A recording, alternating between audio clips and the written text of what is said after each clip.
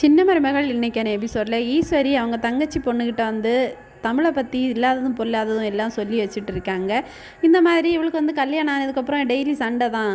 அவங்க 2 பேரும் ஒன்றுக்கு ஒன்று சேர்ந்தோ புரிஞ்சோ வாழவே இல்லை. இப்போதும் தனித்தனியாக தான் பிரிஞ்சிருக்காங்க. ஒரே வீட்டில் இருக்காங்கன்னு தான் பேர்.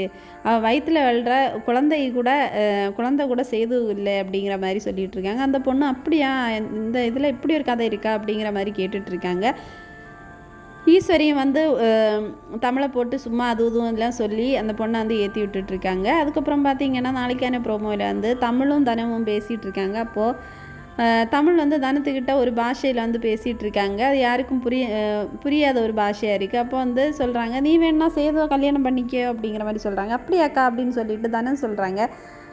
சேதுவும் அங்கே பக்கத்தில் உட்காந்துருக்காங்க. சேதுக்கிட்ட சொல்கிறாங்க, நான் உங்களை கல்யாணம் பண்ணிக்கிறேனே அப்படின்னு சொல்கிறாங்க. அப்போது சேதுக்கு எதுவுமே புரியலை, இது என்ன பேசிகிட்டு இருக்காங்க அப்படிங்கிற மாதிரி குழம்பி போய் நின்றுட்டுருக்காங்க. இதோட வந்து இந்த எபிசோட் முடிச்சிருக்காங்க. தேங்க்ஸ் ஃபார் வாட்சிங்.